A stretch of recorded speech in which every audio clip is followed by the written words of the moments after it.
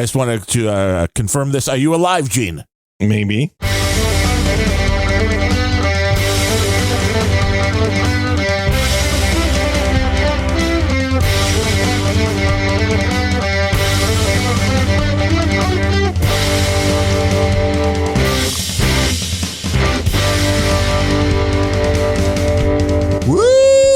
I am Dull Jitty, man. This is Unrelenting Live. Are you? Yeah, this is my first live show in like 2 weeks, Gene, with the co-host. This is exciting. Oh, my God. Did everybody abandon you? Yeah. I thought it was just me. No, that was, Larry's on vacation. He left the country just to get away from the podcast. Nice. Good excuse, Larry. We dropped a special Planet Rage on Monday that we pre-recorded, and we're off this upcoming Monday. And then we'll be back the following Monday. But then the Grumpy Old Ben's has been on hiatus. I mean, Benro's got a different schedule. Right. And then he had a hard drive die. And that sucks. And overall, nobody ever donates to that show. And we asked for donations there, so it's different. Oh, okay. And so, that's been on hiatus for a little while. And then last Friday, I was ready to do a show. I'm like, where's Gene? I'm on the stream. Where's Gene? And then the minute I disconnected the stream, you're like, oh, I'm up. Yeah. Well, I had to wait until I heard you disconnect the stream before I told you I was going to be. Oh, are you ready now? Right. Oh, you're ready. You got to go. We're ready to go. Ready to rock and roll. Well, no. So, your problem last week was you got up too early. Right. And then fell back. Well, I'm up. I'm up before the time. I'm ready. I'm rocking. I'm ready to go. That's kind of like that because I think I woke up like an hour and a half before the stream or something like that. And then realized that, I've got tons of time. At least in your mind, you thought you had tons of time. Well, I in my mind, I didn't realize that I was still sleepy. So the disconnect was that I overestimated my desire to shut down my brain when my eyeballs closed. Interesting, yeah.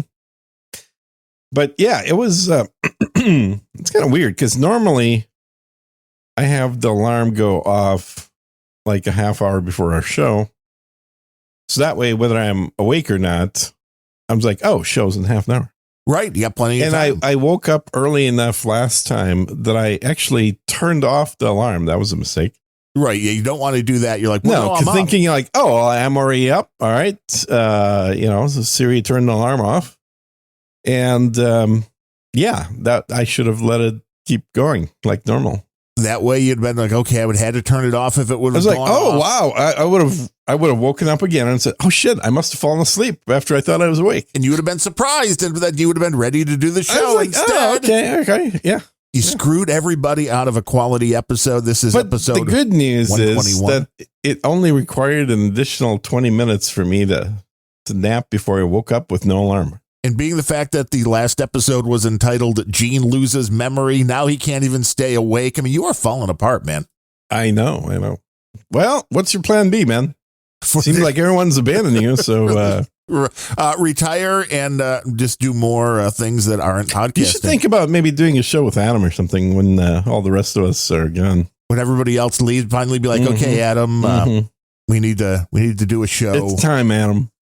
I mean, he's mentioned a couple of times when I played some Def Leppard that I need to remind him to tell me a story about joining the Rock of Ages Club. So maybe Adam really just needs a co-host to help him go through all of the fun memories of the MTV years. I'd listen to that. I think it would be quite interesting. Because, I mean, a lot of people just, if you listen to No Agenda and you're not familiar, and a lot of people I don't think were with cable TV, because there were some people that still didn't have cable TV, but it's like he's interviewed and met like almost everybody involved in music around that time. I don't know why you use almost. You think everybody, there was nobody that he was the main interviewer dude of the bands on MTV from what I remember. I mean, granted, it's been a few years, but even things that had nothing to do with Headbangers Ball, he was the one to interview. I mean, Michael Jackson interview. Right. It's one of the most famous ones. It's like if only we had all the archives of that. That'd be some good stuff. Well, he does have like 4 boxes in his garage. Oh, well, so we should just go. I don't know if I'm supposed to talk about that, but Gene's like, there's a lot of tape in there. I think we want to digitize that, and it could be fun. Let's see, boxes that say MTV on the side. I wonder what that is. It might actually be like a console or something from MTV. Yeah, right. Like they're not using it anymore. What do they need that for? No. It's his booty from the lawsuit. Oh, that's true too. Yeah, I mean, this was, again, people are very unfamiliar. I mean, if you're a No Agenda listener, you've probably heard the story of how Adam got the domain name. Adam Curry. Yes, Adam Curry, Adam Clark Curry, the podfather, the guy with the hair from MTV, was the first one in on the internet thing and registered when it was free, when you just had to like email a guy. And be like, yeah, can you give me this domain name, mtv.com? And then MTV didn't even want it when he walked out the door. They thought it was some nerdy, stupid thing. Like, who's ever going to need that's that? Like, oh, that's nice. So if somebody contacts you at MTV, you can go ahead and reply one less thing for us to do. Right. Less work. And then they're like, oh, wait a minute. That's our brand. We own that. Yeah. And you've been stealing it for all these years without knowing, without our knowledge. Things change very quickly. And the legal system, I guess, worked in that case and was like, I sounded like, he's had pretty good luck with legal. I've a variety of cases he's been involved in. He tends to win these things. Good at arguing. Well, it's funny because I would not say that about him in general. I think he's very agreeable. Well, he is, but he seems to be. He seems to win in court. Right. You got to make your case. Maybe the judges might like agreeable people. They're like, well, everybody likes agreeable people by definition, which is one of the stupid things about agreeable people. He's agreeable. Now, can you tell if I'm agreeable or not? Yeah, I don't think you are. Wrong. You're wrong. Whoa. Wow. That came in hot. That was a clip from McLaughlin. Man. Yeah. How did that clip, man? How did that even happen? Okay, not in the recording, but in the, in my ears, you certainly sounded like you clipped. I was like, that's loud, man. I know, right? Got to bring Gene down a little bit, man. What kind of caffeine are you doing this morning? Oh, man, just tea caffeine. Well, yeah, but what kind of tea? Because, I mean, you might have overloaded. Yeah, no, just the regular kind. I don't know, man. I've been, I haven't played a space game in a while. I've been trucking lately. He is Gene Niftuliv. I'm Darren O'Neill. This is Unrelenting. And yeah, I saw you were driving. Thanks for joining. You were so missing Adam Curry that you were virtually driving around his town. I mean, that's just a little randomly weird, Gene. So happened. It's a little weird that the trucking job seemed to require me to drive through Adam's neighborhood. That's kind of weird. That packages deliver. Did you drop things on his front lawn? I mean, what? Do some donuts? I'm not a stalker. I'm going to drop shit on his front lawn, but it did happen to drive through town. The game would have been way more realistic if it would have had Adam come out with the judge and start like shooting at the truck. Get off my lawn. Well, more than likely, it would have been more like Phoebe yelling at the truck would have been probably more realistic. True. Barking like, oh, bad. The dogs have a good sense of right and wrong, and they get a Gene scent, and they're like, ooh, smells like snake. No. Dog's fine with me. The Phoebe does not bark when I'm there. So why no space games? Are you trying to take a break? Are you just really into driving the truck? I guess I've been flying spaceship trucks for a while, and then I just sort of, got thoughts like, oh yeah, I have this other game in Steam, and it's maybe it was the fact that there's a few states that have been released since I haven't played last time. You wanted to explore, and I thought, maybe I'll go check out. I mean, they're not exciting states. They released Kansas and Nebraska. You don't have to pay extra for Kansas, do you? I mean, oh yeah, you sure do. It's exciting. Why aren't we involved in software? We should be doing this. I used to be. You're like, you missed out. You're like, I have a great idea. We could do an over-the-road trucking game. I did not miss out. I was involved in software during Y2K. You can sell states. You could actually charge people tolls to go over toll bridges. That would be great. Oh, yeah. Yeah. You want to get from point A to B in time. The only way you can win the challenge, you got to go over this here bridge. Mm-hmm. And they're usually something per axle. So those big rigs with the big loads, it's like, it's a big amount you got to pay. Mm-hmm. Just like real life. Yeah, it is. It is quite similar to real life. And I don't know, man. Now I've been looking at ads for trucks. Wait, you want to buy a big rig? You want to be an over-the-road guy? Fun. Wouldn't it be fun? You could do a podcast while I'm driving. Net says you're bringing the Martha Quinn energy to the show. That's interesting. Martha, which one of us? You, because you're the one talking about like big rigs, I guess. But you can ask her buddy. Is Martha Quinn into big rigs? I'm not aware of this. She was on MTV. I know who she was, but I mean, so I'm sure she still is. I don't think she's dead. I don't think she's dead. I mean, she might be. Now, if Ned knows she's dead and he's saying you're bringing the Martha Quinn energy, yeah, that would be pretty dark. Or is that just a reference to our topic 10 minutes ago of MTV in general? Probably. I just opened up that stream. I mean, I was a fan of Martha Quinn for back in the day, for sure. Way back when in the day, and she was a cutie pie. When now I know our buddy Sir Truck Driver is probably out there listening. So I mean, if you want to do a ride along, I'm sure he would bring you along. I mean, you probably have to get your license. Yeah, man. He would actually let you behind the wheel. But I've been thinking about signing up for that. You remember back in the 80s? That was like every other commercial on late night TV. Like, sign up to be a big rig driver. Get a CDL. And Gene's like, I want to do that. So that I had a CB radio when I back in the 80s. I had a CB radio in my room back in the 80s, man. Oh, I had one in the car. I mean, that was before I even had a car. I had a base station with a magnetic antenna. So it didn't get real far. I mean, it wasn't like my parents were letting me put a antenna on the roof or anything. But there was a cadre of people who in the area, like kids that were using CBs to communicate, because people are like, wait a minute, why would you do that? It's like, well, we didn't have cell phones, one.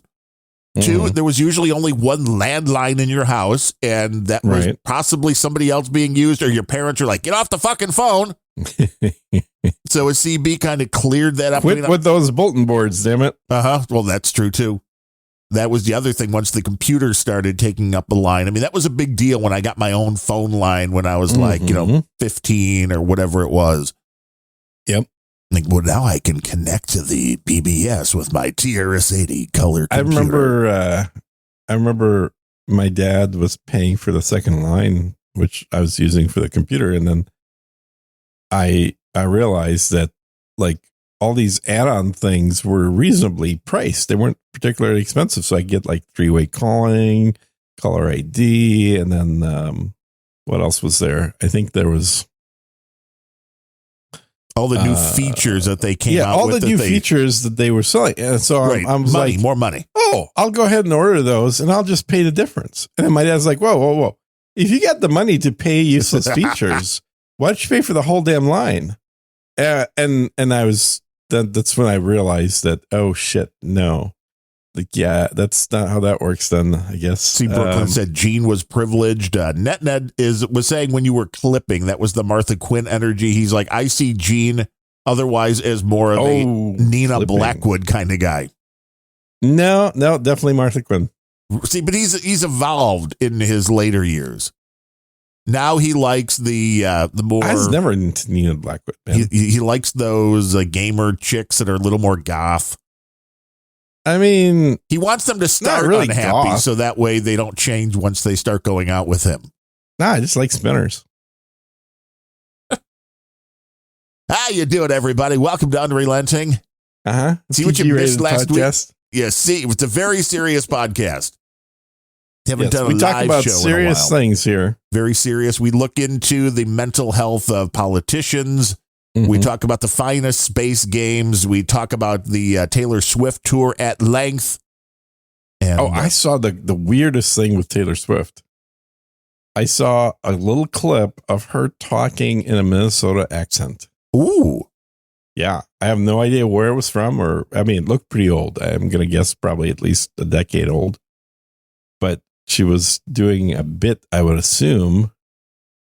But she was talking in the Minnesota accent. I was like, oh my God, that totally fits her. It's very like Canadian, isn't it? The Minnesotan accent, like a What's the difference between a Minnesotan and a Canadian, eh? Completely different mentality, ancestry, and speech patterns. They're not that different ancestry. They're very different. Minnesota used to be, until the Somalis took over, be greatly predominantly Swedish and Norwegian. And Canada was predominantly British and French. So it's very different. See, Brooklyn says this is a highly underrated podcast, which may be the truest thing ever We written. agree with that. And that's why we keep telling people at least go and leave a good review on Apple for it. If you don't donate, I mean, donating is better. But if you don't donate, at least leave a good review, because we need more earballs watching and listening to us. Right. We need to grow the audience before the slot opens up. Although, I mean, the Adam Curry with Mo Fax show is ending soon, I think, at episode 100. Like a year ago. It's almost there. I mean, they're almost hit 100. So then, I mean, there'll be a big opening on the Podfather schedule. I'm sure I'm coming up to 100 on Just Two Good Old Boys. Wow. Yeah. Wow. I'm going to have to send a dude named Bane. I mean, like a trophy or something. Exactly. Like, I can't believe that. And that's not including the 15 or so episodes we did on Sir Gene Speaks. We should do a show, but we haven't really named the show, but we're doing it on this show. Which is what I did with you. That's how it worked. Yeah, you were part of the Grumpy Old Ben's lore. Yeah. Before we wiped you right off of it. I was the co-host of Grumpy Old Ben's until I was replaced. Yes. We wiped you right off that page, though. We're like, boom. There is no even little. I'd better be on the Wikipedia for that. Do we have a Wikipedia for that? We did like at least 15, 20 episodes. I'm not sure the show's big enough for a Wikipedia. I mean, it should be, but I don't know if it is. All it takes is one guy who's nerdy enough to know how to add a page. Well, there's a lot of those. Exactly. The Unrelenting is a completely undervalued show that brings joy to the population of America and the world. Okay, well, I don't know what you've been smoking, but just coffee. A lot more than the caffeine that I'm drinking, that's for sure. Oh, I got coffee, man. Just got coffee, but I put a little Snickers creamer in it. The first one was a Snickers creamer. Yeah. I mean, if you're going to do a euphemism creamer, for something? No, Snicker. I don't remember if I turned Net onto it or he turned me onto it. I don't remember who was the first one to find it. And it was like, coffee creamer, but it's flavored like Snickers. Yeah.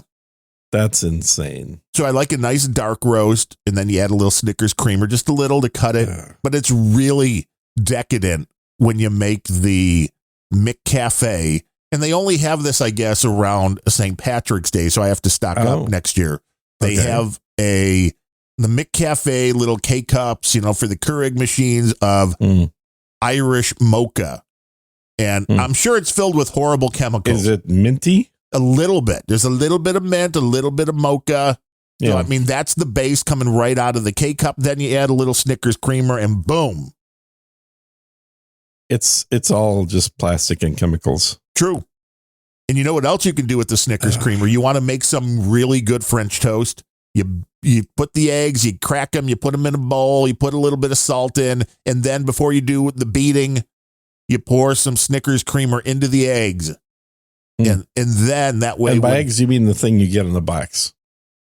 No, I mean, I actually crack eggs. Made with some real egg. I do. I use real eggs. I mean, you can also do the eggs in a carton. The only time I ever bought the eggs in a carton was when COVID first started, and all of a sudden eggs were hard to get.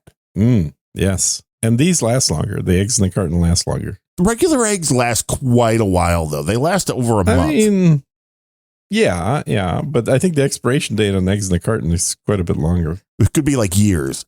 Well, like you'll be totally fine. It's like almond milk. 3 months or something. Almond milk is like months, and it's like, well, if you don't open it, it can go way longer than that. It's all of these things with the best by dates or best to use by. I mean, I think I still have a can in the back of the pantry of Allen's baked beans that probably had an expiration of like 95 or something. Yeah, that might be worth something now. I don't think they ever go bad. Well, I mean, yes. I mean, your sushi guy would not approve, I'm here's sure. the thing. Yeah. Botulism doesn't grow in sushi. But would it grow in beautiful baked beans that are like decades old? Botulism specifically grows and produces the poison that we can't deal with in a airless environment, oxygen free.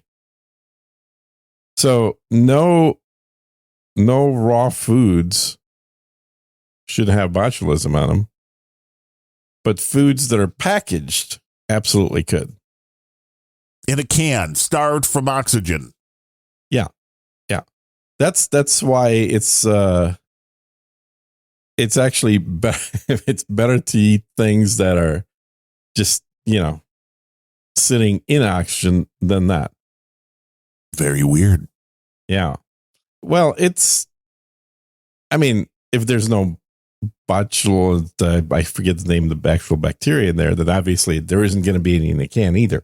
Well, right, because it's got to be there when it goes in.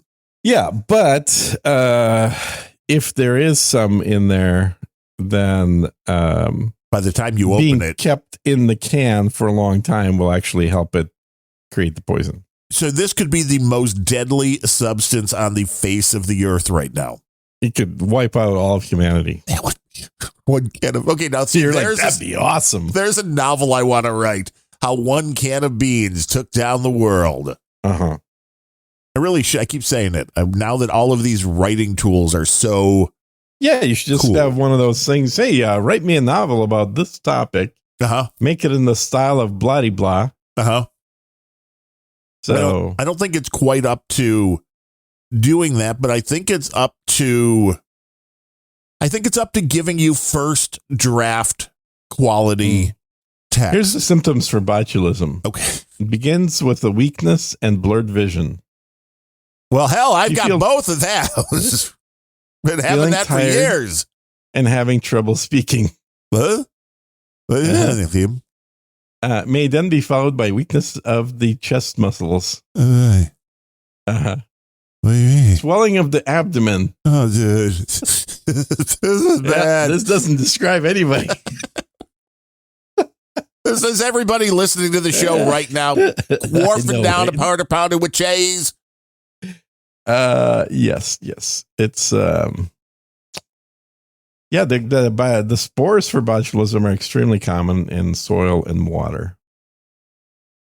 And they're very resistant to being killed. Well, that's why they're bad. That's why you get food poisoning. That's what takes people out. Mm-hmm. Always cook your food properly. Do not undercook anything except beef. Well, and to be fair, botulism generally only gets discovered in products that were home canned without the proper conditions. Oh, yes, because most of the professional outfits will go through a sterilization process, and you have to make sure at least that the cans aren't bringing in anything that haven't been compromised. Yeah, the troll room's pointing out there are now liners that go into the cans. Of course, you don't want to cook in them because all those PFAs again, the little the PFAS, the little plastic parts. They're finding that in like everything now, and it's like, is this not? I don't know how it is a surprise to anybody with the way foods are packaged. Even, I feel like you're being slightly healthy getting the frozen broccoli packs, but the whole cook things in the bag, which I do, but I often think like is this really good to be heating up the food inside of a cheap plastic bag that it came in? It depends on what bag's made of. I mean, they can tell you it's free of the bad chemicals. And quite often, if the bag says do not use in microwave, that's a good sign that you don't want to do that. You do not want to use it in the microwave. Yeah, because the plastics that are microwave safe to use, one of the big differences is going to be that they're they're not going to be broken down by the heat created in the microwave, whereas a lot of other plastics will start to vaporize. Was that your USB notification? Something, yeah. I don't know what the hell that was, but it was some kind of USB thing just made a noise on the PC. Interesting. Now, I used a Mac for this, so it's a different computer. Which sometimes I even reboot the PC while we're talking, which is pretty cool. Yeah, I was just making sure it wasn't me. Because again, this is something about being old, that you forget things. And I was like, well, it's been a while. Oh, did you hit the record button? Yeah. Oh, okay, just checking. It's been a while since I had done the updates on my computer. So again, I've had some days off and I'm like, well, there's things I can do. It's a little maintenance, the stuff that you don't normally have time to get around to. I was like, well, let me go do the updates for the Dell computer. And it's like, well, it wants to do the support assist thing. And it's like, okay, I always end up deleting and uninstalling support assist after I use. The hell support assist? It is the Dell software that will examine your system hardware and the software and tell you if there's any driver updates and all of that. You know, if there's any problems, it'll do a quick memory test and all this to try to pinpoint if there are any issues. This is their big bloated piece of shit software that will do all of this. So I put support assist on and I let it run through the whole thing. And then I forgot to delete it. And after a couple of days, I noticed that my Drobo, and it probably was other things, but all of a sudden it started pausing the Drobo when I would be transferring files and all that. And I'm thinking, okay, the Drobo's finally going to go. And then it occurred to me, oh, wait, there was some kind of problem with support assist in the Drobo, making it pause and freeze. And it's like, then it reoccurred to me, but I'm like, shit, I should have remembered that. But it was so long ago. And I have no idea why, and nobody will ever know now because Drobo doesn't exist as a company and nobody cares.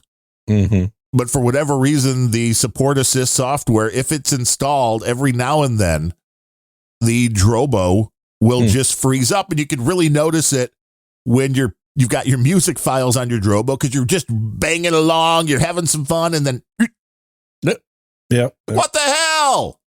Give me my music back. So it's also would also be bad if I was ever using the Drobo to like record a podcast, and never do that. I always go to I'm fine even doing that to an external drive, but it's got to be, USB 3. But recording to an internal drive is always the preferred way to go, because things can happen. They're crazy. They're dumb. And the way Dell just kind of throws this stuff down your throat when you go to their page and look for drivers, and it's like, let's see if you have support assist. I'm like, screw you. It'll do it, but you kind of have to opt out of it on their website.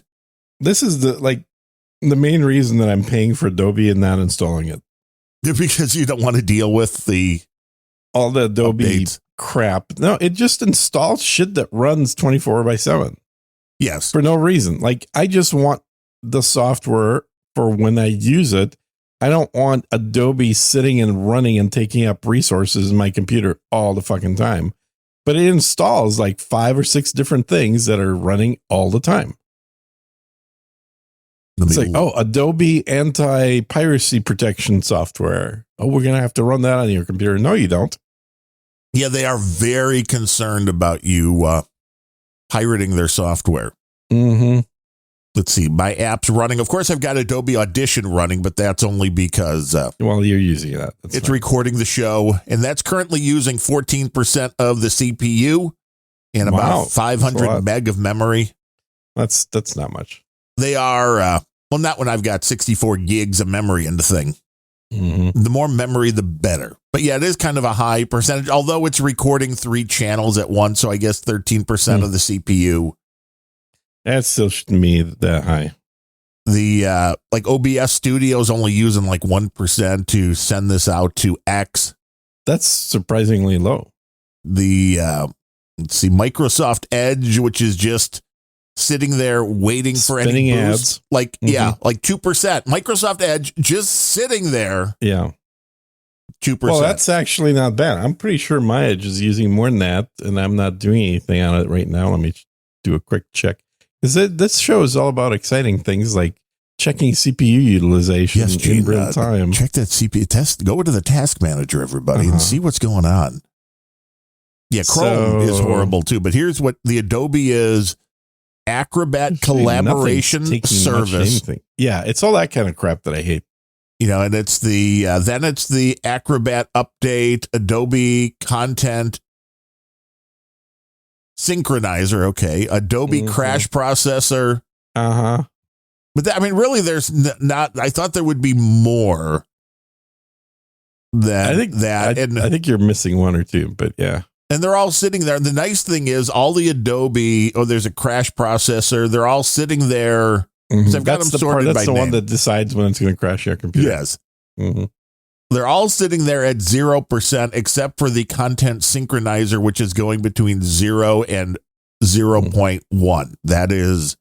So at least those aren't using the CPU. Yeah, but how much memory are they all using? These are very small, 4 meg, really? 36 meg. Right. Yeah, that is small. So those are using just very little. Now when you start getting into what the antivirus is doing, then that takes more memory. And that's forever, yeah. And there's a way more Bitdefender things on my machine than Adobe. But it does the job. I get rid of all that crap. The thing that's taking up most of my idle process, which is 1.6%, is Steam. Always going.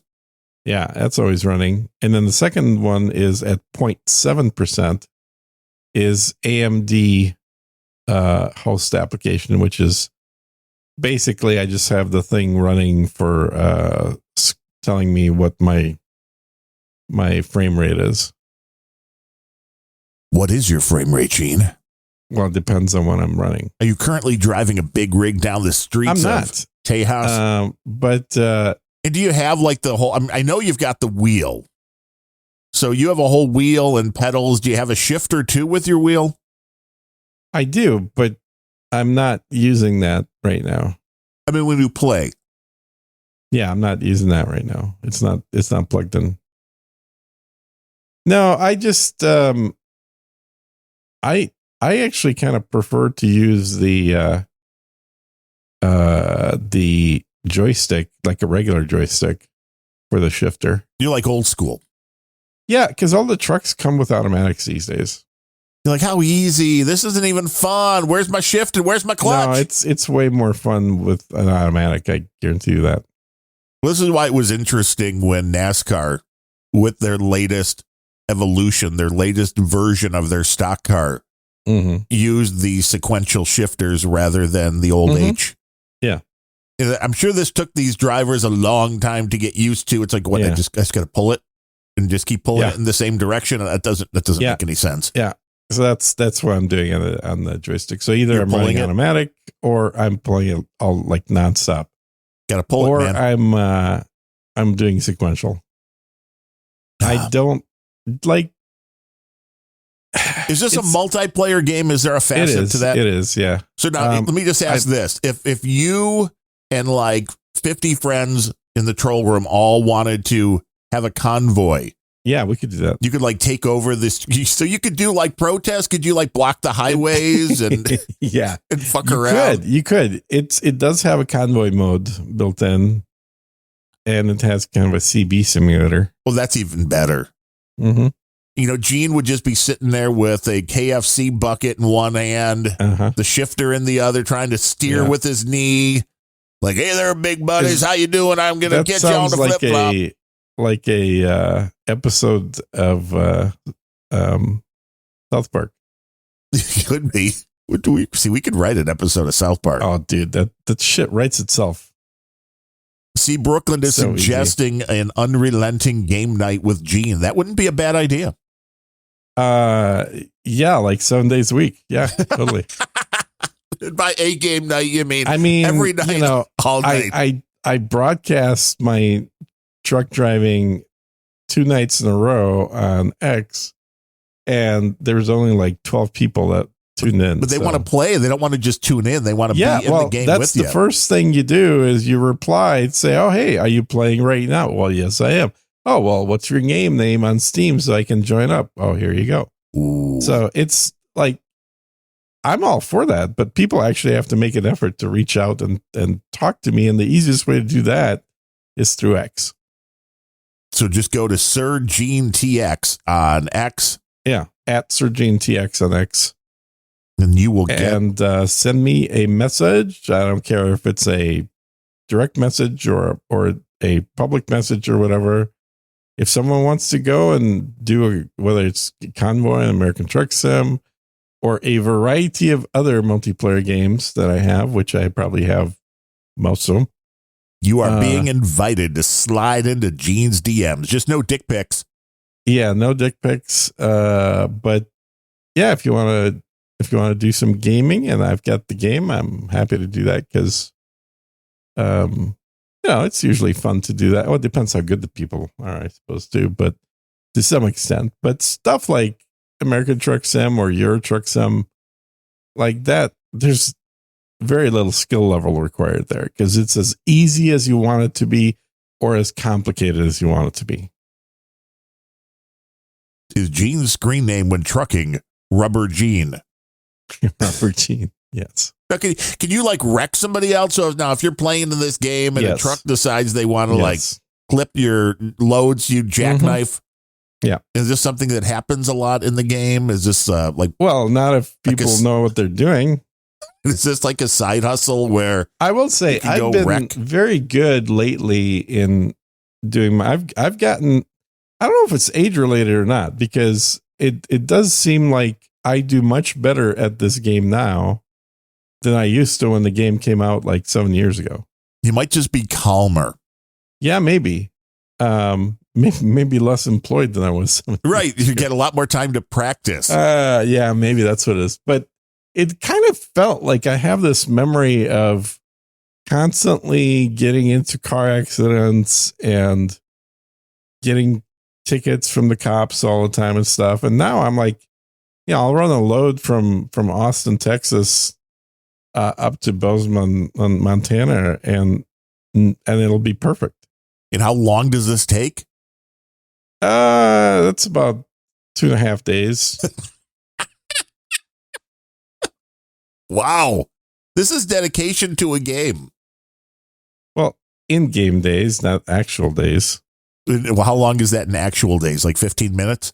No, it's about 2.5 hours. It's about a day per hour. Interesting. So it gets like really dark, really quick. I mean, because then you got to deal with nighttime driving. And Yeah, and you can only, in the game you can only drive 12 hours. In real life, you can only drive 14 hours a day. And will the game actually stop you? Yeah. Or it'll give you a ticket. That's awesome. Yeah, and it's real money to pay. It also simulates you being tired by making yawning sounds, which I don't know if you know this, but when you hear yawning, you start yawning. Yeah, like you hear that a few times and you start yawning in real life, and it's like, God damn it, now I'm falling asleep for real. It's kind of like when you have to pee and you hear water flowing. Kind of like that, but I think more likely than that. See, Brooklyn wants to know about the reality part of the game. He's like, can you take meth if you need to get a rig from one end of the country? You're driving the truck as a human, so whatever it takes, I guess. I will say, dedication to the game. I have fallen asleep a couple of times, or at least started nodding off a few times while driving the truck, just like I do in real life, which is... Does it give you that same reaction? Like, whoa. Yeah, something like that. And see, I just opened up that screen again. That was a CSB saying everybody should go to www.csb.lol with a 3333 boost. Oh, well, read that in a funny voice, though. Now I'm going to start hiccuping. Do you ever do that where you try to do something and then all of a sudden the hiccups start? Your pitch is too low. You got to start a little higher pitch. Good. Darren, www.csb.lol. Now I'm gonna hiccup. I got a little coffee. May try to just get the hiccups away. 'Cause there's nothing like podcasting with hiccups. A podcasting live stream, so you can't pause it for half an hour. Right. Let me just edit this right out. No, I had I'll talk while you're hiccuping. I had a bout of hiccups about 2 weeks ago. I think it was the first day that I came back from my trip. I had a hiccup in the morning, and it just kept on going. So, like not continuously hiccuping, but where maybe once every couple of minutes, maybe once every 5 minutes, I would hiccup. Now that's a weird length of time between hiccups. It was the kind of thing where it seemed like, okay, well, it's gone. Now I'm done hiccuping. And that is and back. then 5 minutes later, it's like, you hiccup again. It lasted a whole day. I've never had anything like it before. Wow, I think that's a sure sign of an aneurysm. I think it's a sure sign of something. Maybe it's a lung blockage or something that I had, but it literally lasted a whole fucking day. And then I went to sleep, woke up the next day, no hiccups. Usually I can get rid of them pretty quickly. All you have to do is have liquid to drink and put a lot of liquid in your mouth and then keep taking rapid swallows of just a little bit. And then after, like, usually for me, 10, 15 seconds of that, the hiccups go away. Yeah, it's complicated. All you got to do is fill your lungs and hold your breath for a little bit, and then it's gone. If you hold your breath for 5 minutes, the hiccups will go away. You'll be dead, but the hiccups will go away. You will not be dead, dude. I used to hold my breath for 5 minutes all the time. This seems like a dubious claim. I would also like to see this at a meetup. Watch Sir Gene hold his breath for 5 minutes. No, not at all. No, I was a swimmer, so I got used to holding my breath because I was swimming underwater a lot. And it takes a while. I think it probably took me about 2 years to build up to 5 minutes, but it's certainly doable. Let's see. Let's ask CSB's friend, how long can a human hold its breath? It CSB's varies friend, widely. Mr. AI. Most people can hold their breath for about 30 seconds to 1 minute. With zero practice, anybody can do 30 seconds. 1 minute, if you try, almost anybody can do. The free divers and those who practice breath holding can often hold their breath for 2 to 3 minutes or more. The world record, 24 minutes and 37 seconds. There you go. Set by Budimir Stobat using hyperventilation with pure oxygen before the attempt. Okay, that's kind of cheating. Yeah. Well, otherwise you die. That's the problem. Yes. It's kind of like it reminds me of something else. It reminds me of these new scientific discoveries. Like, they realized fairly recently, after many, many years of telling people that, you have to eat 3 times a day and eat snacks. It's really unhealthy to eat any less than that. Now they've realized that, actually, it's really healthy to eat once a day and no snacks. Well, everybody's a little bit different depending on your metabolism. Not really. Factors. It's purely what you're used to, but our ancestors rarely ate more than once a day. And the ones that would have required food more frequently died off and didn't reproduce. So literally everyone who's alive right now is perfectly capable of eating once a day and living a healthy lifestyle. And that's something that we like to do every now and then. As long as I was in ChatGPT, I asked the simple question, what can you tell me about Gene de Fleuve? Yeah. And this kind of blows my mind that this system. Let's see. Gene is a seasoned business consultant and strategist known for his expertise in profit improvement and business growth efficiency. He has over 30 years of experience working with more than 500 companies. To me, it sounds like you get fired a lot, including major corporations like Procter & Gamble, Target, Ameriprise Financial, and PepsiCo, as well as smaller businesses with annual revenues ranging from $5 million to $50 million. It sounds like CSV put that in there like right before the show, but I'll take it. Gene's approach focuses on helping businesses maximize profitability by analyzing expenses and identifying cost-saving opportunities, which can then be reinvested for growth. He emphasizes the importance of avoiding costly mistakes and leveraging his extensive experience to guide CEOs and business leaders in making more informed decisions. Wow, I like this. I'm totally going to steal this and use this for my marketing. I need to cut and paste this for you. Gene has you do. a particular knack for preparing businesses for sale. So you need to liquidate your business. Gene's your guy. You got spaceships to sell. You got a business to sell. Absolutely. He helps to maximize their valuation by tailoring strategies to the specific needs and goals of the company and its owner. Additionally, really good. As we get down to the end here, Gene co-hosts the Unrelenting Podcast. Oh, what? With Darren O'Neill, where they discuss a range of topics, including politics, technology, and society. The podcast is known for its engaging and eclectic mix of humor, personal anecdotes, and listener interactions. That's more a pretty damn good description. For more detailed information about his work and insights, you can visit his profile on the Wizard of Ads website or check out the Unrelenting Podcast. And then it has links to those. It even does an ad for Unrelenting? That's awesome. I know. This is beautiful. I like the AI overlord. I know. The AI is getting better and better every day. Like, holy cow. I think that's a very nice description. I kind of like it. It's interesting. It is interesting. Yeah. It's like the stuff that is involved in this little, database that this thing has for just, it's one thing you would expect it to know things about like big time celebs, but you don't really go, well, no, it's not going to know anything about individual people. Not people. No. It's almost now that everything is available. You don't need to have a paid account anymore to access. What? They have, you have a very big limitations. I need to stop paying them. Unless I'm not sure if the new model is available to the free people, but everything below it is. Now, everybody should really check their profiles and see what the GPT says about you. You never know what you're going to find. That's true.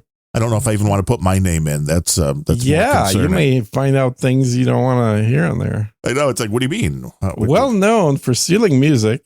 Hey, I do the rock and roll pre-show. JCD even said I was a true professional. Who did? JCD. Oh yeah. He finally liked the show yesterday. I know. I even texted you when I heard that. I'm like, what the hell's going on? How's he actually tell something positive about you? It's rare. I think he always felt threatened, like you were going to steal his job. Yeah, it says, let's see here. Darren O'Neill is a versatile and accomplished individual, notably active in both podcasting and amateur boxing. Well, that's a different guy. Yeah, okay. There we go. But I like the mixing. I like the mixing of that because then people will think I'm a badass. Yeah. Co-hosts several podcasts, including Grumpy Old Band's Unrelenting and Random Thoughts. Personal musings, technology, politics. He's known for his engaging style and insightful commentary, contributing to his popularity in the podcasting community. Yes, you're popular in the community. And it also says I'm a boxer from Ireland, which I am not. How's that community going, by the way? The community for everything. For whatever used to be No Agenda Social. Well, No Agenda Social is pretty much gone. Yes, I left that. And No Authority Social, which took its place, is about... And I never joined that. And you're not missing anything. There's some people that are still over there, but it is down to a less than it was, which is sad. It is currently active users about 1,600 a month. Which at its high end, I know there were about 10,000 accounts, but the reality was the amount of people using it, it was between 6,000 and 7,000 active users per month. That's generous. I'd say more like 5, but yeah. When I looked at the numbers, the active user means if you post one thing for a month, you get... Right. That's true. Or you maybe even if you check. I don't know if the active means if you check it or you log in or what. I think the last login that I had on there before it went tits up, I want to say I had around 3.5 people following me on there. 3.5 people? That's hard to do. 3,500 people. Because I think you had 4,000, right? I don't know. I never quite caught up to you, but I was pretty close. And most people had less than that. And the engagement severely started dropping off about 6 months before it died. Yes. Like even with all the people subscribed, the number of people actually communicating started going down. And as much as everybody wanted, I mean, the people that love it and didn't understand what happened, they turned a blind eye to the less than desirable content that was on the server. And yeah, like if you never logged in to read stuff and you only use it for private messages, then you probably wouldn't have noticed all the assholes on there. But it is down to very little on the Fediverse getting any kind of reaction. There's still a few people. I mean, our buddy No Beret's still over there. Of course, CSB's over there. But the amount of people using it seemed to be even less than the drop from the 5,000 or 6,000 to about the 1,600. Again, you don't know who's real people. I mean, you can sign up for 1,000 accounts if you want to. Yeah, it could be all bots. I hear it's all Russian bots anyway. I mean, that's what they're saying about Twitter and X or whatever you want to call it now. Yeah. But once the Fediverse was a great idea, and none of these things that came to try to compete with Twitter, whether it was Gab, whether it was Truth Social, none of them took off anywhere near in the same way. Well, that's not true. I think Gab absolutely took off in a much bigger way.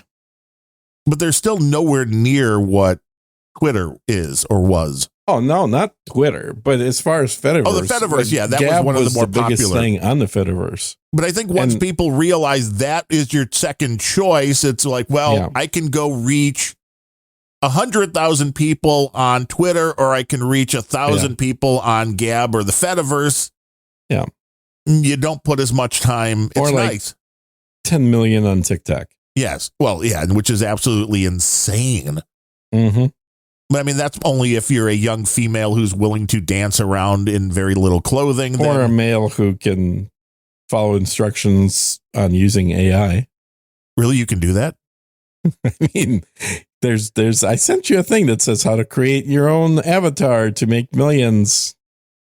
The disinformation purveyor on over at shitposter.world is asking, is the Fedi dead on the Fedi? So it's like, this is an interesting, it's an interesting meta thing. I'm getting a question right now through the Fediverse while talking about the Fediverse. And I don't think it's dead yet, but I think it is. No, I think it is dead. I'll tell you why. It doesn't even matter if there's people with accounts there. It's dead because after Musk bought Twitter, the majority of the people that were pushing out all free speech off of Twitter, the majority of them jumped ship and moved to the Fediverse and then continued doing what they have always done on Twitter, except now doing it on Fediverse. And the Fedi became more and more woke over time. And the one exception is you have the complete shit posters, which luckily most of them use the same domain on there, so it was easy enough to block. But because I just had that whole shit poster domain blocked, but not all of them. And so you have what used to be a communication platform for listeners of No Agenda Show, right? Turn into basically people that want to ban anything that isn't gay. And people that want to only post provocative things that talk about gay shit or Nazi shit or Jews or whatever. Pick your controversial topic. Well, because the people that want to spread became extremified. Right. Well, because so you have extreme left and extreme right. Because the people that weren't allowed to spew out what they wanted on Facebook and X and Instagram and TikTok went to the Fediverse. Right. And that makes sense. And when Twitter got bought, then so did the opposite counterparts. Right. They're all of a sudden the left is like, no, we can't stay on Elon. No, fuck Elon. He's Antichrist. But the left can never carry anything on their own. We've seen that with talk radio. It's the same thing with this. They're too stupid to be able to carry their own. Speaking of Elon. But before we do that, I just want I think the no agenda branding was the only reason thousands of people signed up there and took part, because they felt like it was a closed community. And I know this is antithetical to everything that the Fediverse people like, but having an instance, no agenda, whatever, even if it had no ability to contact the outside world, I think would be successful. I will tell you why you're wrong, because that was tried in the past about a decade ago. Yeah, but this is a new world, baby. And it was a bulletin board. Yeah, but it started off exactly in the same way with people that loved no agenda. Yeah, but bulletin boards are dead. I used to love bulletin boards back in the day. By the people that started it and the ones that were the most prominent users, all talking about how Adam is rich and he lies about how much money he has, and we can't believe people are getting duped and sending money to him. That was how it ended. Most people don't even realize you have way more money than Adam. I wish. Come on, Gene, roll with this. Look, there's a difference between how much I spend and how much I have. I don't know if you realize there's a difference. Gene he got way more going out than he has coming in. Oh, millions more. I think it's great that Bemrose is ISOing I will tell you why you're wrong. So you'll be hearing you say that Good.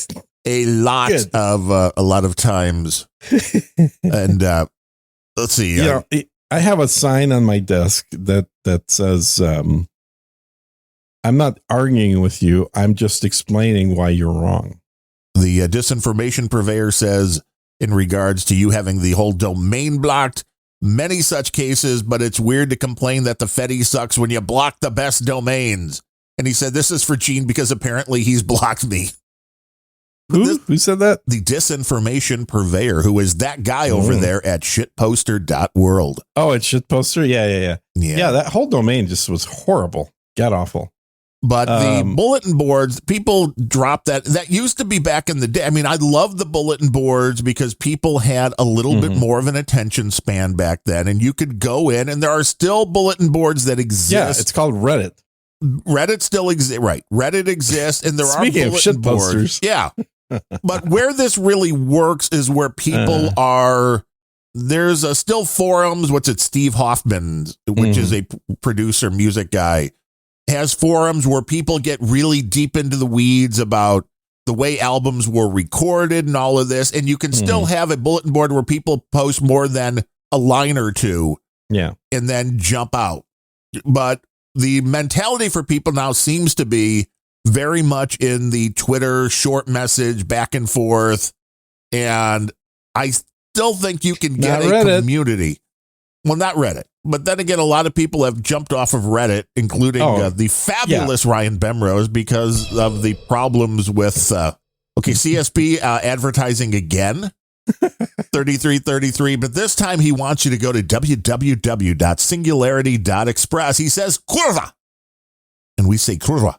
Right back to CSB. That's his new website. Singularity.express. And how many extensions? I used to think quite as catchy as the CSB.lol. Yeah, that's a pretty good one. The .express. I mean, once I don't know why, but I always assumed that there would only be like 3-letter domains, because that's what we first learned. We learned .com, we learned .net, we learned .org, we learned .edu. Yeah. When these things start popping up like .kitchen, which like, why? How? This is just too much. I don't understand why XXX never caught on. Well, it should have, because it would have made it very easy to Super easy to filter. Except here's the problem. Sites like Twitter and other social media allow the posting of pornography. So then, they don't. Would you be forced? Yes, they do. There's porn all over social media, dude. Nope. They do not allow pornography. It's there. But they don't allow it. On Twitter, I think they do. They do not allow it. I think they do. Terms of service. Well, you're wrong. It's against terms of service. Well, you can think all day long, but you'll be still wrong. You're wrong. There seems to be a theme going on today's show. Yeah. What's up, dude? You should take some B12 or something because you're wrong. Let me tell you why you are wrong. I'll ask the oh my God, book of knowledge. Did I send you? I don't think I sent you the link, but I posted it yesterday. Last night I posted, or this morning, a link to the Piers Morgan interview panel that he did with God damn it, what was it? I just posted it. It had the Weinstein guy, the guy that was handcuffed to his chair when they brought him into court the other day. No, different wine. That's Weinstein. Oh, different. You're thinking of Weinstein now. I'm talking about It had Weinstein. There you go, buddy. There you go. There's a link in the back channel. Yex, the ChatGPT gave me that link. Yes. X.com, formerly known as Twitter, now officially allows the sharing of consensually produced adult content, including full nudity and sexual acts. The change in policy includes guidelines to ensure that such content is properly labeled and that safeguards are in place. Yeah, right. To protect users under 18. The move aligns with X's broader content policies, allowing users to share a wide range of material within. I think you're looking up XXX, not X. No, X.com. It says X.com, formerly known as Twitter, and I sent you a link which says porn now officially allowed on X. I call bullshit by AI. There's a link from whatever that website is, the channelnewsasia.com. Oh, yes, channelnewsasia.com. That's a very reliable source of information. More reliable than Unrelenting. Channel News Asia. That's way more reliable than CSB.lol. No. That's CSB.lol is always telling the truth. CSB will be on top of this. Can you post pornography? Can you post your little doodles with boobs on X.com? No, that's the question, CSB. It says you can. It says you can. It says you can. Okay. Let me ask for more resources showing this. For fuck's sake, dude. And then the beautiful AI will just spit some things out. It's looking. Yes, it says again. I understand. You don't need to explain it. I just asked for more resources. I guess I should have been more clear and been like, I want more links to. There's a UPI article. That's what, Universal Press International. Yeah, here it is. It allows you with proper labeling. This is June 4th. This is almost breaking news. It would have probably been on Grumpy Old Ben's if we had done a show in the past month. There's now porn allowed. We can get back to doing shows, Ryan. Porn is allowed on X. We are finally able to continue the show. Teaching Gene something. There's nothing better. The platform will still prohibit pornographic content that is exploitative, non-consensual, or promotes objectification. Well, non-consensual, you can't behaviors or sexualization or harming of minors. Policy applies to AI and animated content. Oh, that's good. Then he can post it as long as it's consensual, as long as the AI consents. So full nudity allowed on X. Which it should be considering it's X.com. I mean, you should allow X-rated content, right? Yeah. Oh, okay. I see what okay.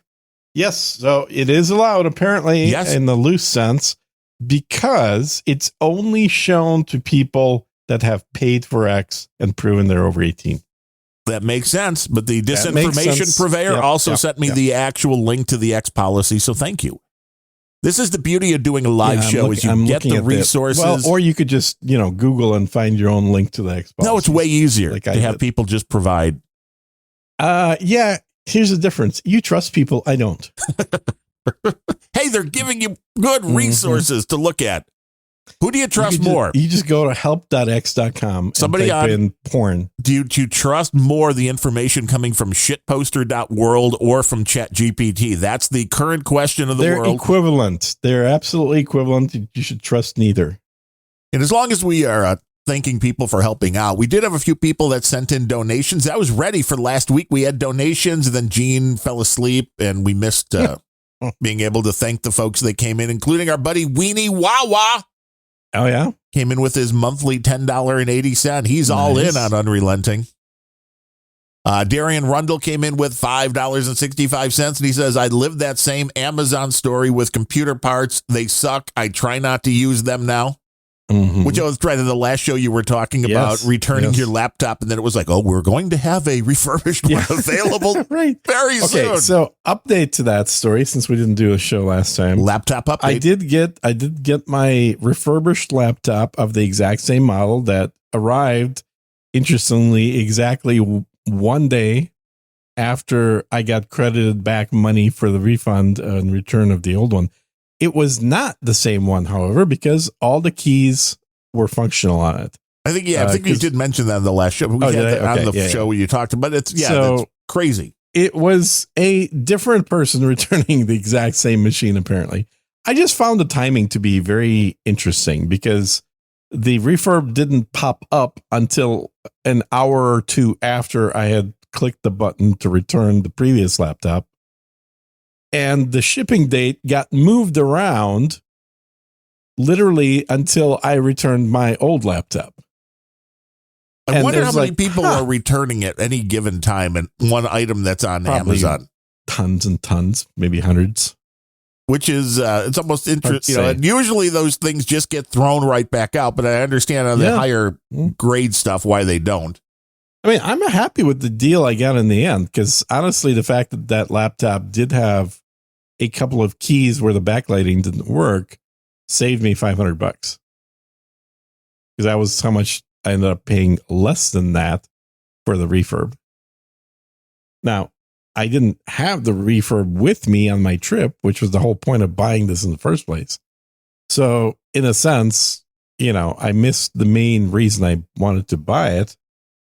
But the price was so good afterwards for the refurb, assuming that everything worked, which it does, that it was a good deal to get it. I mean, I got a laptop with a 4080 card, which if you're a gamer, you know what that means. You can do a lot of AI. You could do a ton of AI on it. It's the second best card you can currently get. And, I got it for way under $2,000, which was pretty impressive. And refurb stuff often, as long as it's being refurbed by either the manufacturer or somebody you trust. And in this case, I don't know if I trust Amazon, but it would depend upon I think they extend the return policy. They do. That's the main reason where I don't mind getting a refurb from Amazon is they give you 90 days to return it. And often with the refurb stuff, they're giving you a longer warranty than brand new stuff has just to convince you to buy the refurb. Some manufacturers do. I've not used a warranty for anything in probably 20 years. Well, so that makes no difference to me whatsoever. Well, that's because did you ever work at a retail establishment where they wanted you to sell the cheese? Sell the extended warranty. You got to sell the warranty, man. You're selling an audio receiver? Sell the warranty, man. Oh, you're selling a tape deck? Got to sell the warranty. Speakers warranty. You got to sell the extended warranty. At Domino's Pizza back then. You got warranties on your Domino's Pizza? No, I was selling pizza back then, not at the same time you were selling receivers. So when I was selling the receivers trying to sell the extra cheese, you were selling pizzas with extra cheese. Extra cheese. Yeah, I definitely was. Would you like extra cheese? That was the terminology at Circuit City. So if you sold something, it wasn't uncommon for somebody to come up to you and like, if just buddies just sold a computer, like, hey, did you get the cheese? Because you got paid big on the cheese, man. You got like 2% if you were lucky on the item, but you got like 25% on the cheese. So if you sold that $100, you sold that $100 extended warranty, you were like, yeah, baby, got to get the cheese. And then Kevin Cipher coming in with his $5 monthly. So we appreciate those who help support this show. Helps Gene get out of bed in the morning. If you want to help support us, go over to unrelenting.show. All of the information is right there. Just click that donate button if you want to do a one-time or monthly through PayPal. If you want to do a crypto thing and the crypto you're using ain't there, let me know. We'll add it. So many different ways to help support the show. It's a quality show. It is the most underrated podcast on the internet, according to C. Brooklyn 112. Yeah. It is where you can talk directly to people on the shitposter world throughout the show, where CSB will come in with live donations. I mean, hey, we are lit. So if you're on a Podcasting 2.0 app right now, you can type a little message in and send some Satoshis and it'll go pew pew. And then we'll talk about what you said. Oh, speaking of Satoshis. So yes, your lightning journey that you've been on. Oh my God. It so sucks. Hi, everybody. We're going to talk about Gene's lightning journey with voltage and the rest of the universe. Yeah. So I tried everything I could to get my money off of Voltage, which was the host that I used for lightning. It was a very extended process. Nothing freaking worked. I even recruited Darren. I'm like, dude, if you could manage to pull something off there. And you went to CSB first. So that's how bad it was. Okay. I did go to CSB first because I kind of trust him more than you. But well, yeah. Other than that, and you know, we tried a bunch of stuff. Nothing worked. And one of the suggestions that CSB had after I already did it was, well, you can contact support.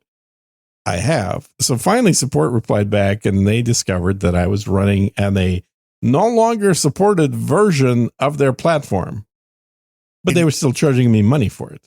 Yeah. This is why when I sign up my buddy in his couple of restaurants that he has to a site like Squarespace, the reason is I never want to have to update the software ever again. Yeah. That's why you're paying.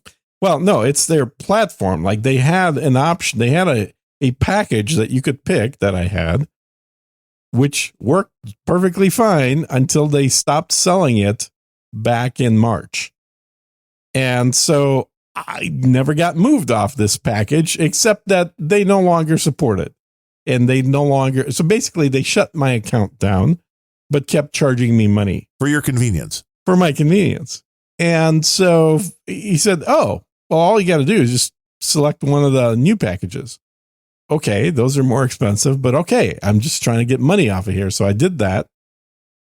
And magically, lo and behold, everything's synchronized. And all of a sudden, it shut down all the accounts that were pending.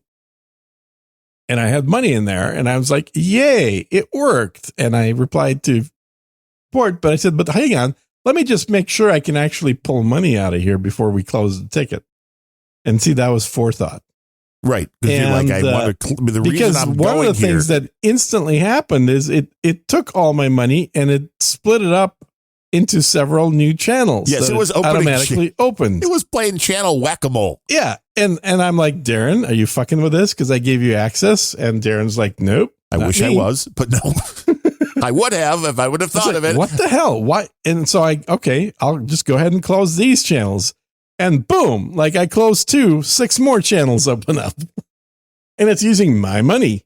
So I'm like, okay. And for people that don't know, the way it works is it takes money out of your account and then uses that to open up a channel. Like you don't technically lose your money, but it's held in escrow. So you can't access it. You can't take it out while a channel's open. So finally, after this whack-a-mole thing, I just kept closing channels and kept opening channels. I contacted support, said, what the hell? And they said, oh, well, at some point, like maybe in April or something, you selected that it would have auto-open channels.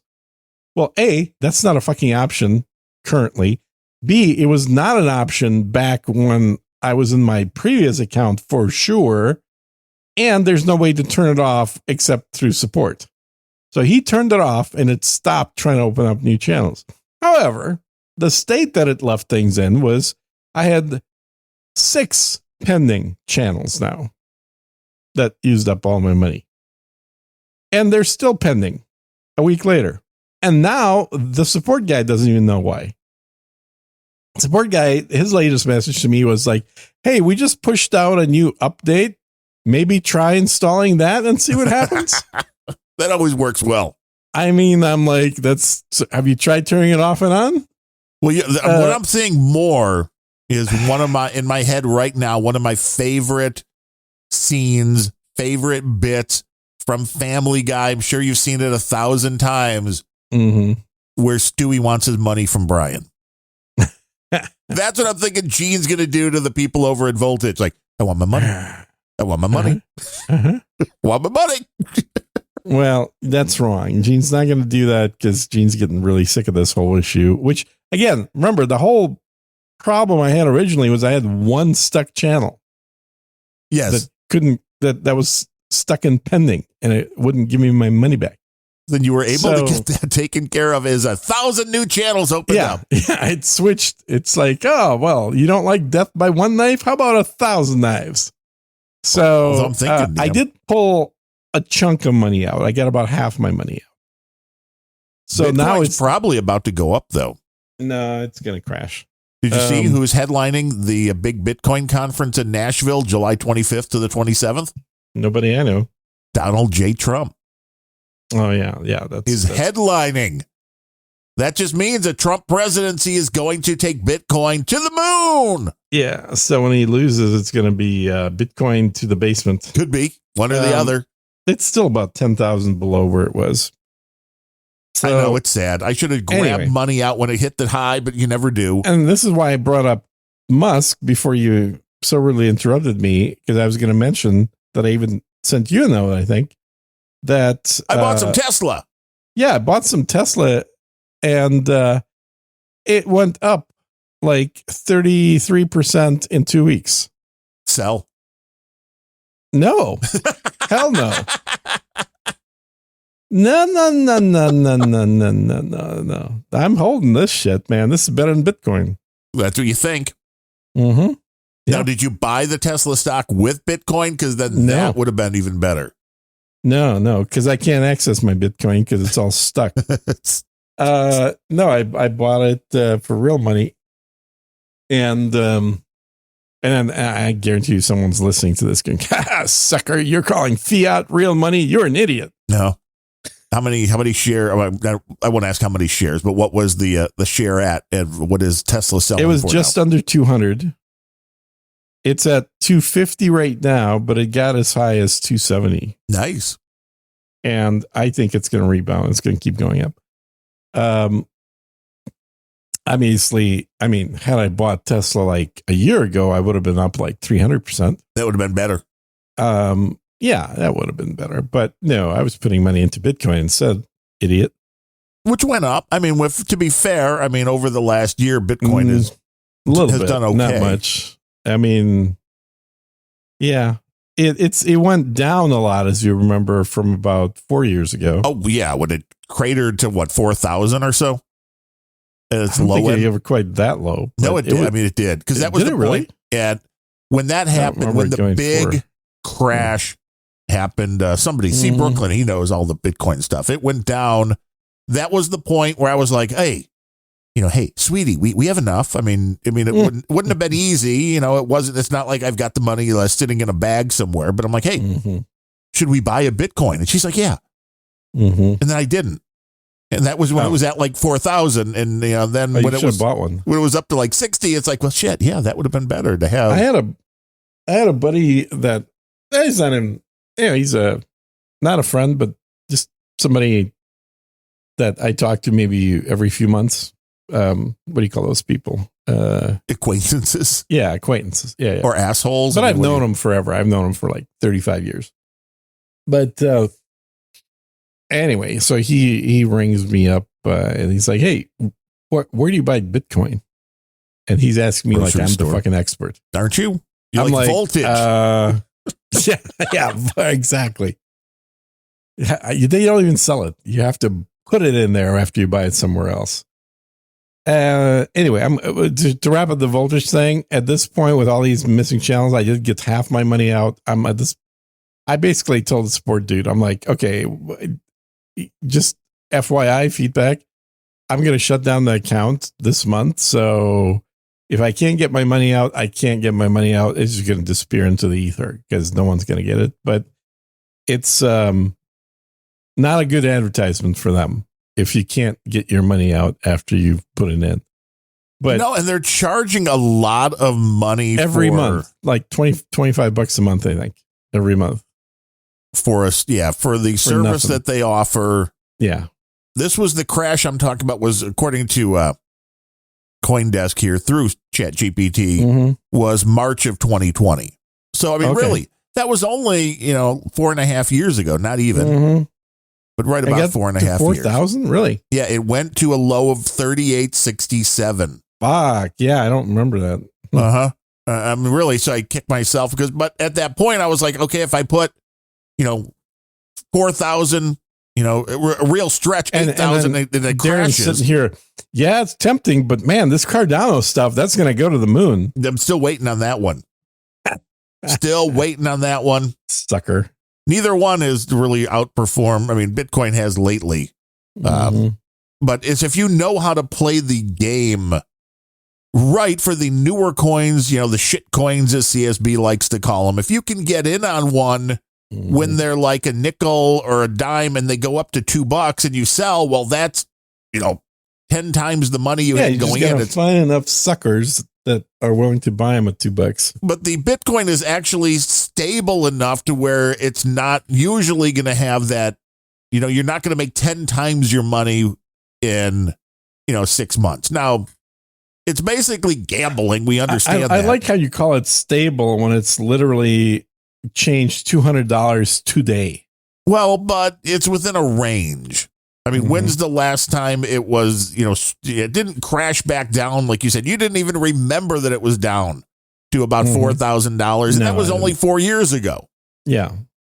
So it's been relatively stable over the last, it's got its ups and downs, but it hasn't gone to the really far downs. Yeah. And a lot of my friends, I think, bought it at like 5,000 to 7,000 and then sold it at like 15,000 to 20,000. Because that's also human nature, which is, wow, I made a lot of money. This is great. Yeah. I can't expect anything more from it. I was watching. Did you watch it? Oh, you had to. I mean, you were in that same kind of circle. Would you watch Dig Nation back in the day? Yeah, of course. It's back. Well, I don't know if it's like back full time, but they did a Dig Nation. With the same two guys? Yeah, Alex and the Dark Tipper, Kevin Rose. Kevin Rose, yeah. Kevin, who when they started doing that show, was basically a washed up ex tech TV guy. Yeah. Who was doing a little bit of side projects, a little bit of programming. Well, they were both tech TV guys. They were on the screensavers together. Who now is worth like $100 million. Yeah. And the other guy is still not worth a whole lot. No, and he was laughing about that. He's done other things, but he also had, when one of these things ended up crashing on him, he's like, yeah, I had like 3.5 Bitcoin. Yeah. And he's like, but it was, at the time, it was, okay, $500, whatever it was. Yeah. He's like, now he's like, I'd like to have that money. Well, and that's, I mean, okay, so I'm talking about, I'm just going to shut down my fucking account because it's $25 a month to keep it open. Right. So I'm going to lose some Bitcoin on that. Yeah, watch Bitcoin go up 10 times, and I'm going to be, son of a bitch. How do I get that account back? I shut down my account with Bitcoin in it. What a moron. Who does that? Yeah. I'm still shutting it down. Fuck it. But that's why they were talking about doing the thing, doing the mining back in the day. Yeah. Alex Albrecht was talking about how he would mine one of these shit coins because there was an exchange which lets you turn that into Bitcoin. I remember that. Yeah. Was all sorts of crazy, wild West stuff back then. But it was such a fun show to watch. One, because they were always drinking. Yeah.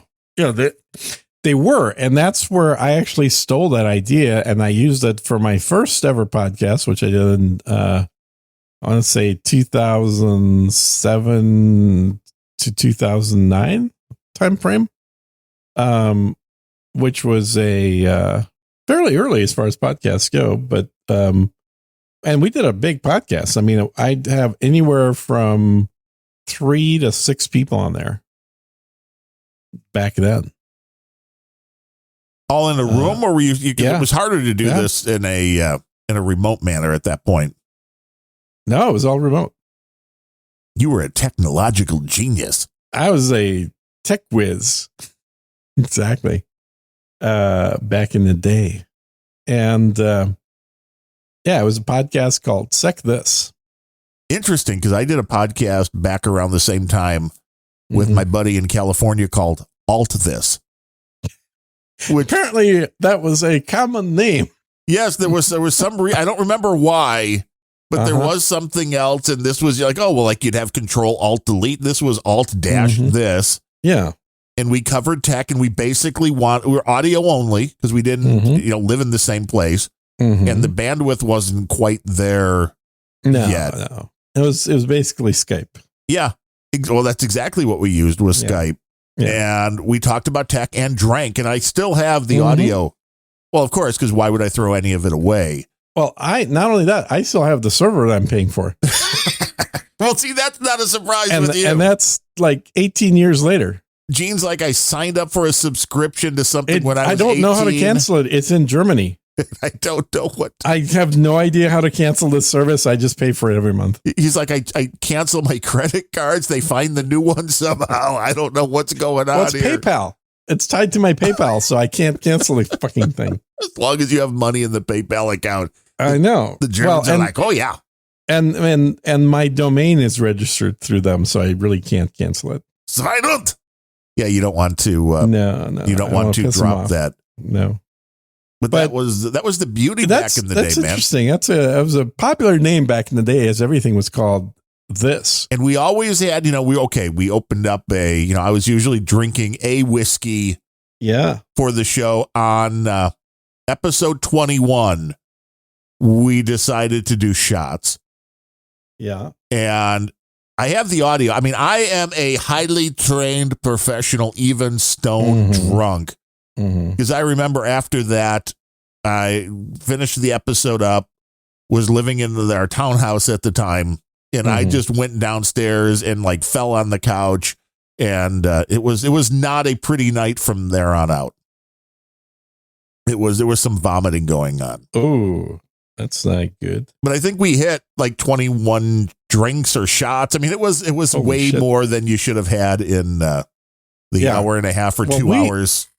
We had our show where we started off by everybody talking about what they're drinking. Right. That was the Dignation thing. What do we got? It was totally, and that was absolutely a ripoff off of Dignation. And I liked the idea. But it was it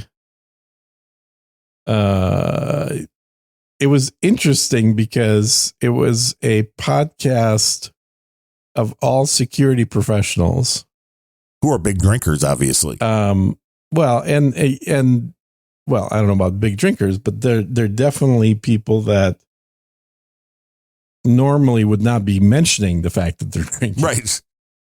Right. So gotcha. Here they were, yeah. Like I had a buddy that was from the NSA there. I had a couple of guys from Microsoft Security. I had a pretty good variety of people that were at various clearance levels. And the first thing we do, of course, is drink. Of course. Yeah. So it was fun. It was a fun deal. Did it for about a year and a half. I can't remember how many episodes. Probably I want to say probably about 55, 60 episodes, somewhere around there. Which is pretty impressive.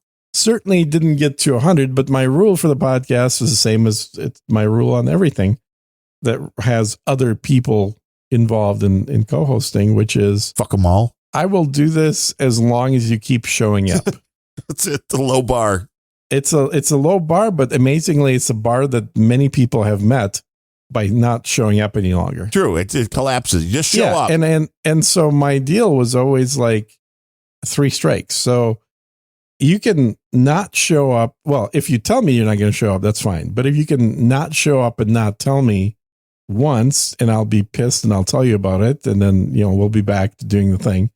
You do it a second time, I'm going to warn you that one more time and the show ends, and you do it the third time and I'm no longer going to start showing up. I mean, the show will be over. You do realize the irony in the wake of last week.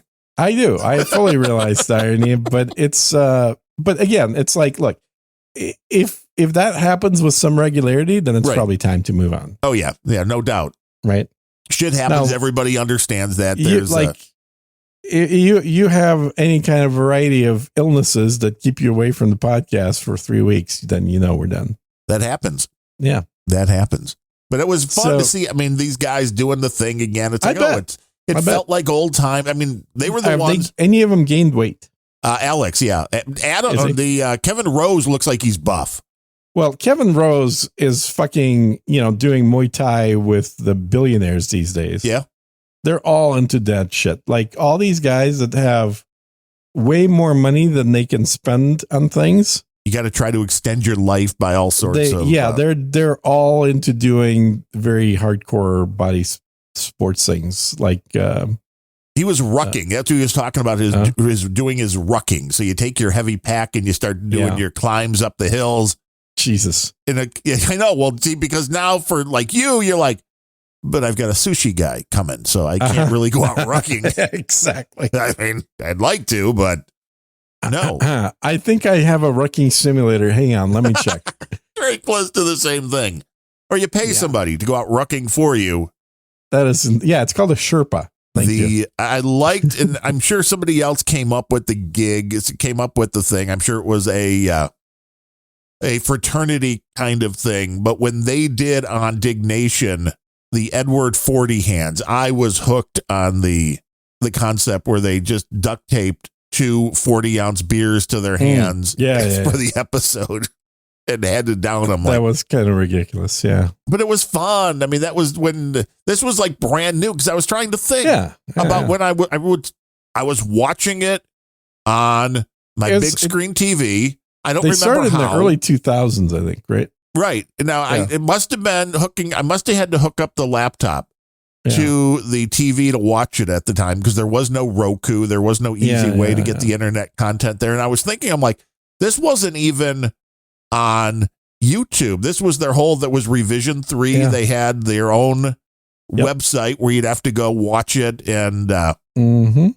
like, wow, things have changed and it's so easy for people to do. Oh, God, yeah. What they were doing. Yeah, because Revision 3, which I think Kevin was a part owner of, and then they sold that, and then he ended up starting Dig. Right.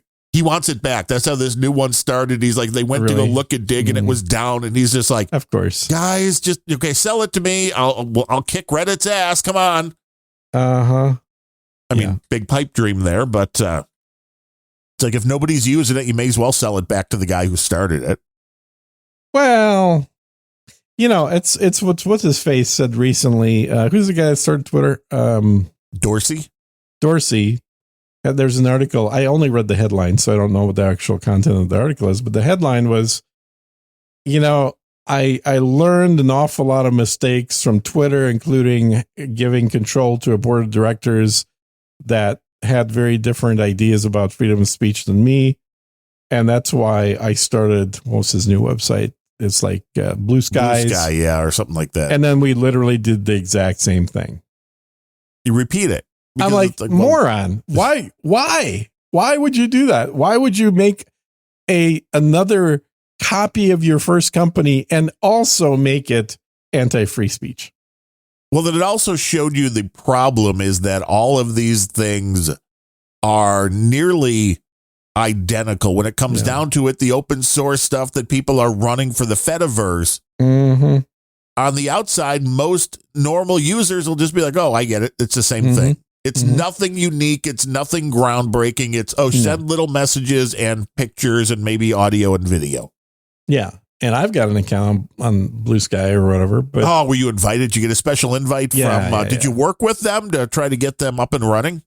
I did Jack not call you? Dorsey's? No, but I bitched about being kicked off of X long enough, I guess, that I got an invite. I go, come over here.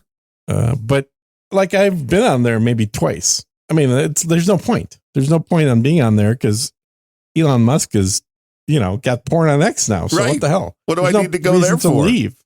Well, where's the checkbox to turn on porn? Because I don't seem to be getting any in my inbox. My stream contains no porn. What's up? It's just politics. What's up with that? It's a different kind of porn, I tell you. Yeah, I guess. Just start typing weird things into the search box. Maybe it'll start popping up for you. It's weird because it definitely. There's an alarm going on. I hear it. Yeah, I need to figure out how to turn that off. She's got a fire thing going on in the house. Like, that's fine. It's not a fire. It's my incoming messages. Somebody's decided to bring me into a fucking hell thread. A what do you call those things? Like a MMS thread or a text message? Yeah, I hate multi-person thing. I cannot stand. It's a pet peeve when people do that. If you want to text me, do a one-on-one. If you want to do a group text, ask me first and say, hey, I'd like to invite you to a group text with these people. No, that's not what happens. It's all of a sudden out of the blue, you get a thing that pops up. You notice that there's like 18 people in the text message. And then you get like multiple messages within 1 minute of people saying, oh, hey, everybody, what's going on here? Did I miss anything? Right. Hey, what's going on? How you doing? Ask to be a part of this. Yeah. Oh my God. It's okay. Now I think I can put the phone into focus until this evening and do not disturb me. There you go. Stop disturbing Gene. He's got a big rig to drive from Beaumont to Austin. I already did that. Oh, sorry. Okay. You got that one done. Got that one done. Yeah. So I got 21 trucks in my garage in the game now. I'm a tycoon. And you are so lucky you don't have to pay per truck. You do. You do have to pay per truck. Oh, well, no, okay. Yes, of course you have to buy the trucks, but with not virtual real money. Okay, it's just virtual money that you made by driving your trucks yourself. Yeah. Yeah, that makes sense. But the truck prices are actually fairly accurate to real world. I think they're fully licensed too, so they're, they literally look exactly both inside and out like that generation of truck does in real life. Well, I think you need to you get the guy from YouTube, get the hydraulics so you can just jump up into a big rig and when you're driving, feel like you're on top of the world. Well, it's funny you say that because I do have a hydraulic chair here. Just the chair. You need like the whole thing. Which whole thing? Like the whole cage, like you would make for airplane simulator. Yeah, it's a lot more useful for airplane simulator or spaceship simulator because there's actual forces involved. When you're driving a truck, the only thing you're doing is bouncing up and down. Not if you're taking a turn at 80. You're not taking a turn at 80. You would if you were having fun. No. The actual now, if you could get the guy to build you something that has jackknife mode, that'll just throw you over on your side. Believe me, that's in the game. There's plenty of jackknife mode involved if you don't pay attention. Yeah, but just imagine if you physically were like thrown off the chair because you jackknifed the truck. Yeah, they should have like a no airbag mode too. Just slam your head into your desk and into your keyboard just for funsies. Well, so you'd have to somehow automate that. So you would you put a little you put one of those they put dildo machines behind your head. That'll just force your head down and slam it into the keyboard. I think that's awesome. You think that's a good product idea? I think some people would buy it. Repurpose a dildo machine into, and of course, it's a linear motor, but repurpose that into something that hooks up to your computer chair, and it's aimed at your head. And then when the game has a harsh crash in it, it'll just force your head forward and down into your keyboard. Right. Well, you could actually just have like a little panel or something in front of you too that comes forward as this pushes you forward. So that way you wouldn't have to go all the way to the desk and it would still just like smash into your head like you were in a bad wreck. Yeah, but you have to recreate in the wreck. You don't go forward because you still have a seatbelt on. So it's your head goes in an arc in a downward direction into the steering wheel. Because remember, the steering wheel is not at your head level. But that's what your head hits. You'd have to get seatbelts for your simulation. Yes, you should be seatbelted into your computer chair at all times. Yes. It's the only fair way to go. Only safe way. Well, the beauty of this game is it's fairly low cortisol. Like, well, yeah, you can start fairly relaxed. In fact, it's so relaxing that occasionally I'll start falling asleep. This was one of the reasons why, even back in the day when it was a Thrustmaster wheel and pedals, along with the Papyrus was the software company making the NASCAR software. Oh, I remember them. Yeah. I think they're still around, aren't they? It was somewhat maddening. I mean, sure, you could go through and kind of turn it into kiddie mode, but if you were running this as a full simulation, taking a race car out on the track, you realize very quickly why these drivers get paid the big bucks. And that is to go as fast as they can, one blip short of wrecking the car every lap. And you don't know where that is, and you don't have the force feedback, even with the force feedback wheel. Now, in a full simulation, you get a little better. Yeah, it was Papyrus Design Group was the company. But it was a very hard game to play, and it's like it became very quickly apparent. They were bought by Sierra Online in 95. What if they still make racing games? Are they still the ones that are part of the NASCAR Sims? But it was hard enough to where it was like this became less fun because it wasn't like you were playing a game. You realized this was like the early parts of the simulators where this was trying to be real, like the plane sim. It's fun to get in a plane and kind of fly around. They're now owned by Universal. Interesting. Yeah. Universal owns everything. I think they own NASCAR. They should. I know. No, I think they do because they've got NASCAR shit. Like they have the license. The intellectual property. Yeah. NASCAR is going through some interesting times because there is a lot of fighting between the teams and the sanctioning body in regards to their charters, they call them, which is basically your. What do you think of Danica Patrick? As a driver or as a woman or as a pinup? As a pinup, I mean, I wouldn't put her up as a 10, but I mean, she gains points for being a badass driver. Like she's in her early 20s, not today.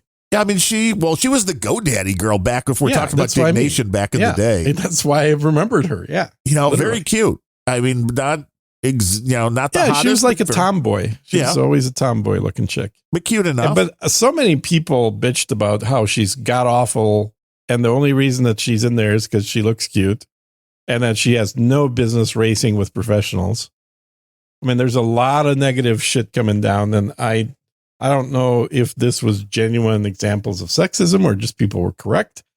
I certainly didn't mind her racing regardless of how good of a driver she was because I didn't watch the races. I just looked at her taking her clothes off. Feel like I just put on the posters and that was fine. Pretty much.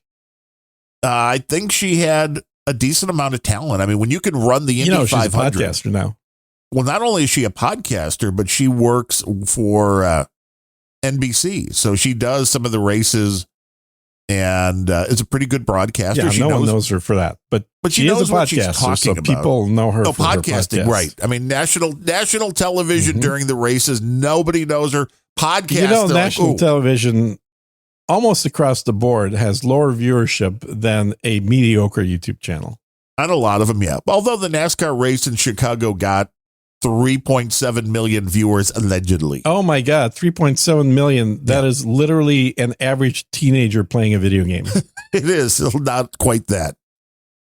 Pretty much. I mean, if your average teenager is average female teenager playing a video game. And by average, you mean like 18, buxom, and like super hot. Not even in a bikini while no, just female. Doesn't even matter. The bar is that low still at this point. It's that low because an average teenager on TikTok has 10 to 20 million, not 3 million. Yeah, but that's who's watching live at that given point. So it's a little different. No, I don't know how many people watch replays or anything like that. Where a TikTok video sticks around for a month. Well, as long as TikTok sticks around. Yeah, but nobody watches old ones. No, you never know. You just keep going through your roll, man. You just keep doom scrolling. Yeah, swipe. While it's learning all about your darkest secrets of your subconscious. Right. What do you like? Oh, you like watching NASCARs, but driven by bad female drivers. Interesting. Yeah, okay. Yeah, well, the driver that I liked out of the Xfinity series, which is the AAA NASCAR. Haley Deegan just lost her ride, and there's a lot that kind of seems like, the one female driver, it was a new team. Although I like Dale Jr. Dale Earnhardt Jr. was talking about her. Isn't there a third coming up there? A third what? Dale Earnhardt? I don't know. Dale Earnhardt the third? I don't think there is a turd. No, I don't think he has. I think he has all daughters. Really? Dale. Oh, that sucks. What a what crappy way to reproduce. I know, especially because it's like, well, your daddy was really really have good. The name. Yeah, you got to bring the name. It's what if Hank Williams only had daughters? I know that we'd had a real problem. We would have been missing out. We'd not have Hank the Third, man, who is some of the greatest music around.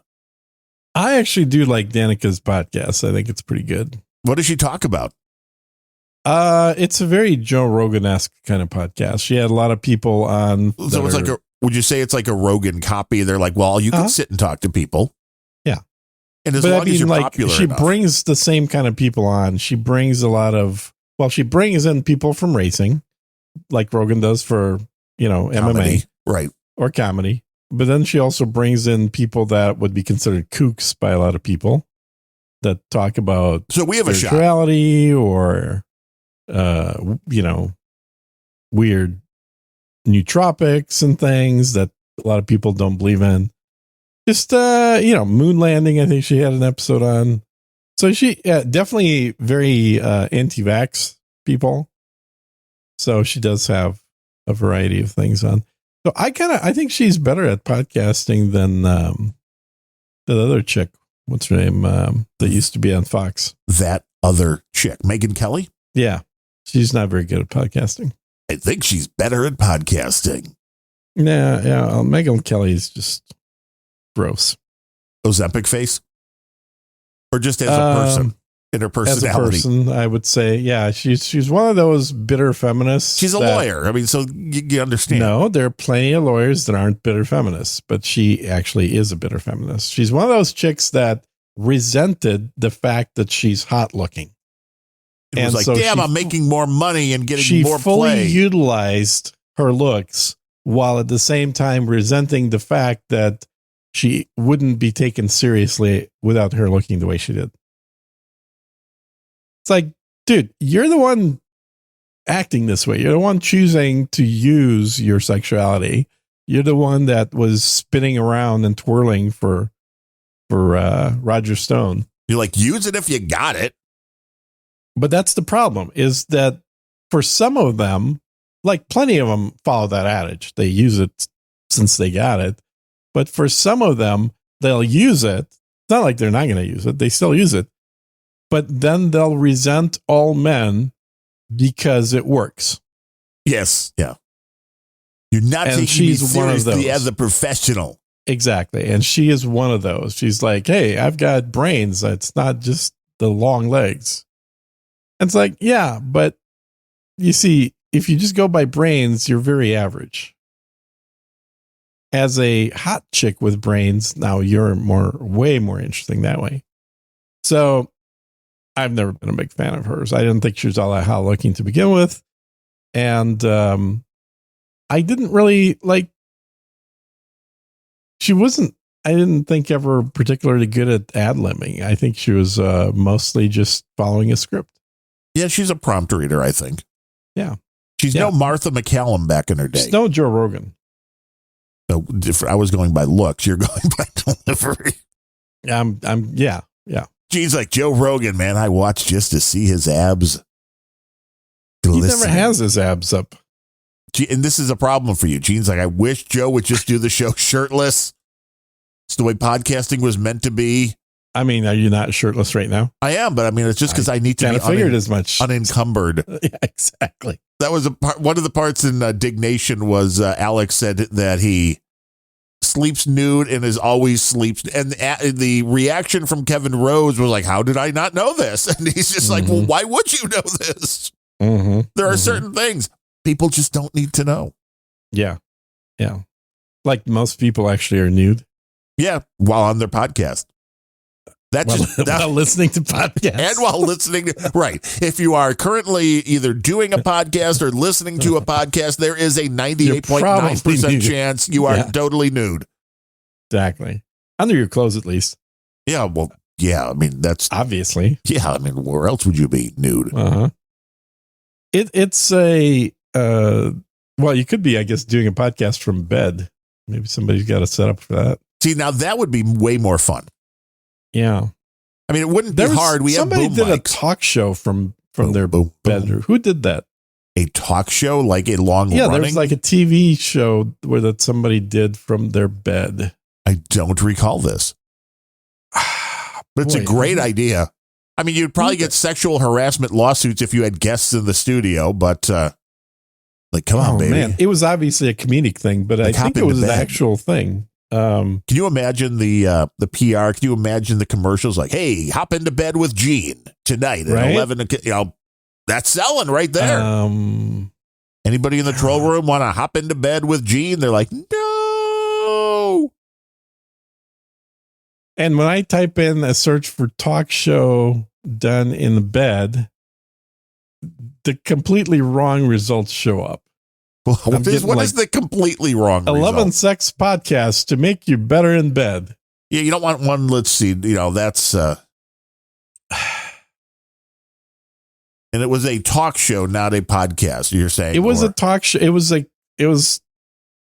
It may have been a short-lived one, but I could have sworn that somebody did essentially a talk show on a giant bed where all the guests would get on top of the bed for their interviews on the show. Let's see. I'll tell you what ChatGPT said right after I tell you what DigiGuru says, which is, Jeebus, Gene, you are so full of shit. This is the first time I've heard you be so fucking dumb. I listen to Megan's pod every weekday and enjoy her show.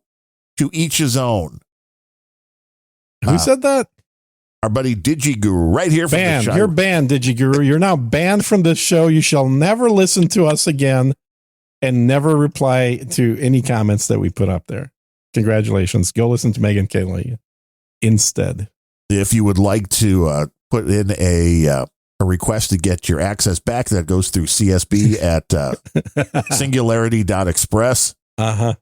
Now, according to ChatGPT, several talk show hosts have famously broadcast from their beds. The first was Johnny Carson in 1973. Not the one I was thinking of. Okay, who else? He did it after a surgery. Larry King did a show from bed after heart surgery in 1987. Yeah.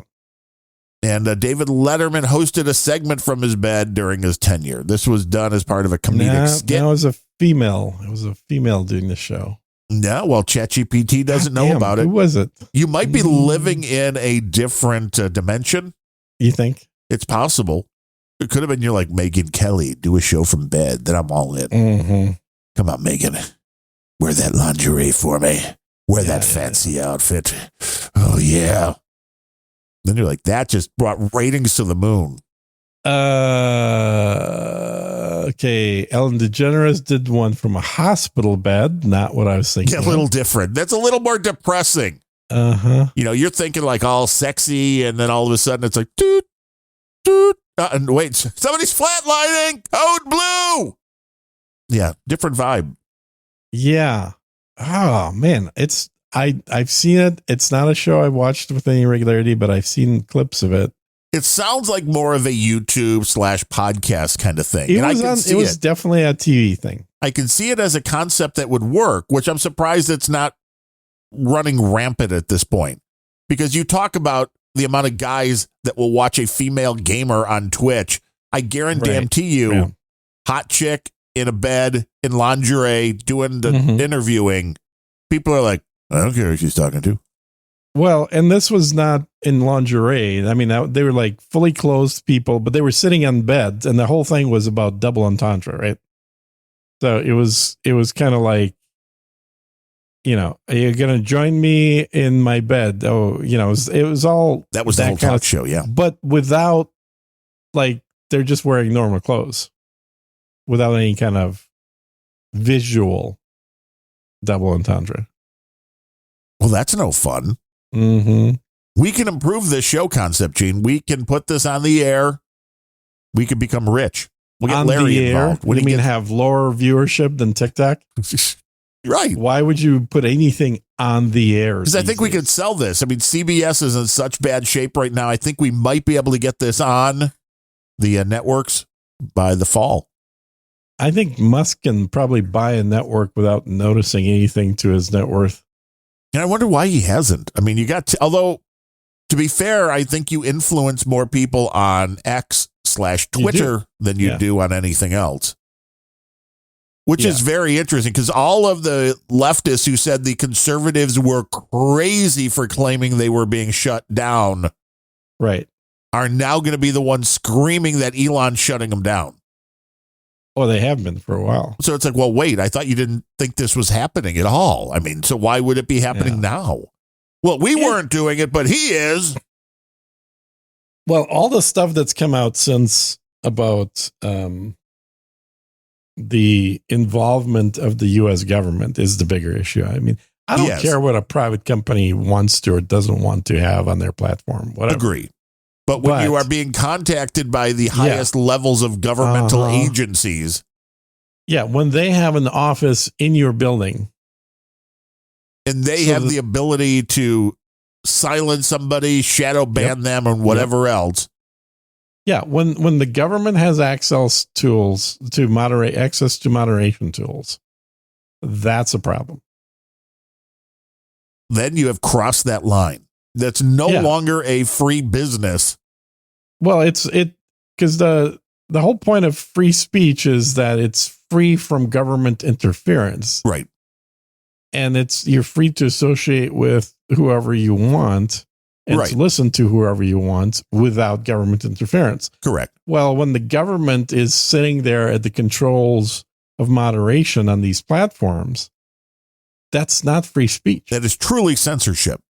Yeah. Unlike if Gene pops up and starts his own instance on the Fediverse or a bulletin board and starts blocking people, that's not government. That's not government interference. No. And Adam's always said, like, if you don't like something, you can block them. Don't send an email message to the admin saying block them for the whole net platform. People would have to have personal responsibility, though. And that's asking a lot, Gene. Well, I think people just are tired of clicking on block, block, block, block, block.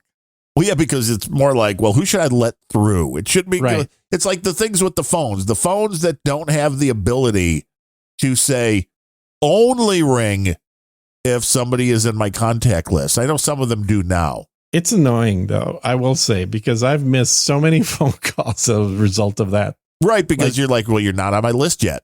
Yeah. And it's like, let me add you in so I can hear your calls. But if you don't, then it's like scam, spam, everything all day long. Right. Yeah. It's going to get really bad going up to the election. Yeah, probably. And the, political phone calls are excluded from the spam laws. Of course. That's the first thing they do when making laws. Like, well, we can do it, right? Mm-hmm. We can't let those companies do it, but we can do it. And what I don't understand. We're not going to block ourselves. What are you nuts? That's stupid.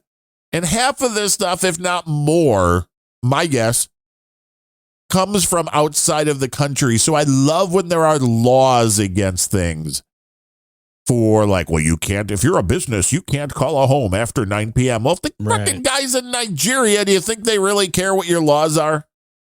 Right. Yeah. Like, no. And then if you do figure out, how are you going to enforce this law? I don't know. We never think that far down the line. Well, what it come down to, and I don't know, maybe your experience is different than mine, but lately, and by lately, I mean the last 3-4 years. So certainly since COVID, but maybe even before that, nobody picks up their phone. Oh, no. Anybody, and I've had this happen even recently, but I probably try it out every few months. I mean, I don't try it, but I attempt to say, I've been meaning to call this person back because they left me a message. Let me just call them. Nobody ever picks up the phone ringing, even if you're in their contact message. You have to first send a text message that says, hey, this is such and such. I was thinking of calling you back. How about we do it tomorrow at 3 p.m.? Right. Are you available for me to call you back? And all of a sudden, then you got to wait for them to reply back and say, yeah, that works or that doesn't work. And only then will they bother picking up your call? And on top of it, so not only do most people don't bother picking up the call, most people have a full voicemail box that nobody ever bothers clearing out anymore. Right. And so you ring. Okay, you go to voicemail. Oh, we're sorry. This user's mailbox is full. Goodbye. And that's infuriating. That's it. It's like, okay, and then their answer is always the same, Gene. It's always, we could just texted. Yeah. Everybody will. Yeah. Why didn't you text? Be like, because I called. That's why. Yeah, exactly. It's you want because to inconvenience I don't want to me? type. I don't want to type something. And then here's the other. Now getting all these gripes off. Here's the other pet peeve. I don't know if you've got any people like this. I've got a few in both. I've had them in clients and in friends. A few folks that can't be bothered to type something in text, but nor do they pick up the phone and call you. Instead, they record an audio message on their phone and then text you the audio message. So this is kind of like voicemail, right? Except it's being forwarded to you in text instead of sitting on your voicemail platform. Right. So you get a little chime and it's like, oh, let's see what John wants. Okay. John wants me to spend an unknown amount of time playing back an audio message that I have no idea what it's about. The best is when you pick up the phone and you surprise somebody and they're like, oh, I just wanted to leave you a message. Yeah. Well, I haven't had that happen for a long time because people just don't call. They just send voice recordings or they send text messages or they send a Zoom invite.